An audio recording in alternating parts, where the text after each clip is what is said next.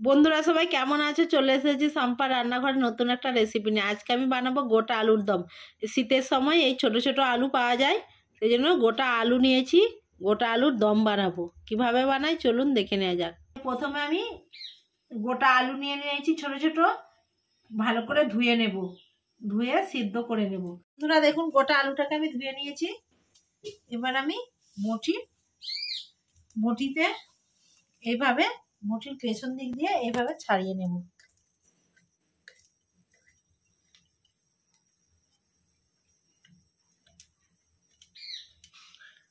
একটা ছাড়ানো হয়ে গেল। আলু ছাড়িয়ে ধুয়ে নিয়েছি ভালো করে। এবার আমি সেদ্ধ করে নেব।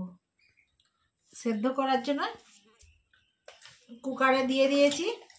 এবার কুকারে জল দিয়ে দিচ্ছি। আলুটা সেদ্ধ বসিয়ে দিয়েছি। আলুর দমেতে আদা রসুন আর একটু পোস্ত বাটা দেবো, তার জন্য বেটে নিচ্ছি।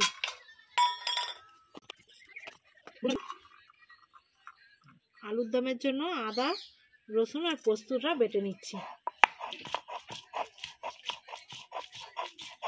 আদা বাটা হয়ে গেছে,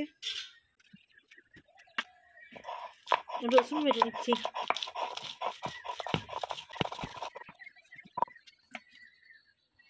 পোস্ত বেটে নিচ্ছি।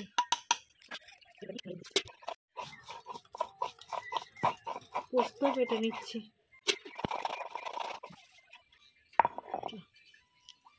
পোস্ত বাটা হয়ে গেছে, তুলে নিচ্ছি। মশলা তৈরি করে নিচ্ছি। যেন প্রথমেই গোটা গরম মশলা, গোটা ধনে, গোটা মৌরি, গোটা জিরে আর শুকনো লঙ্কা 4টে।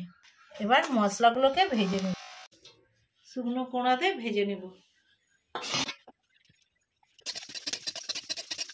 মশলার একটা গন্ধ বেরিয়েছে, ওটা হয়ে গেছে। এবার নামিয়ে নিচ্ছি।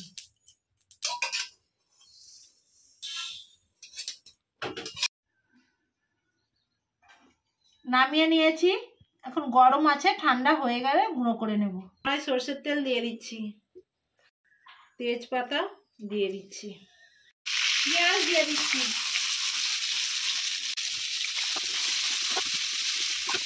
রসুন বাটা দিয়ে দিচ্ছি, আদা বাটা দিয়ে দিচ্ছি, 2 চা চামচ হলুদ গুঁড়ো দিয়ে দিচ্ছি, 1 চা চামচ লঙ্কার গুঁড়ো দিয়ে দিচ্ছি, স্বাদ মতো চিনি দিয়ে দিচ্ছি,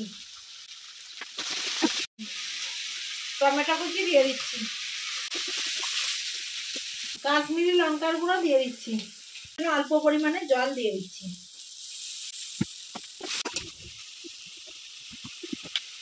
স্বাদ মতো নুন দিয়ে দিচ্ছি, সেদ্ধ করে রাখা আলু দিয়ে দিচ্ছি।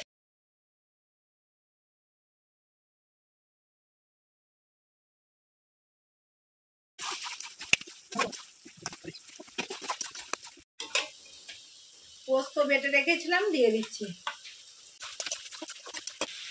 যে মশলাটা আগে থেকে তৈরি করে রেখেছিলাম দিয়ে দিচ্ছি। গোটা আলুর দম হয়ে গেছে, এবার নামিয়ে নিচ্ছি। ভিডিও ভালো লাগলে বেশি বেশি করে লাইক, কমেন্ট এবং সাবস্ক্রাইব করে আমার পাশে থাকবেন, অনুরোধ রইল।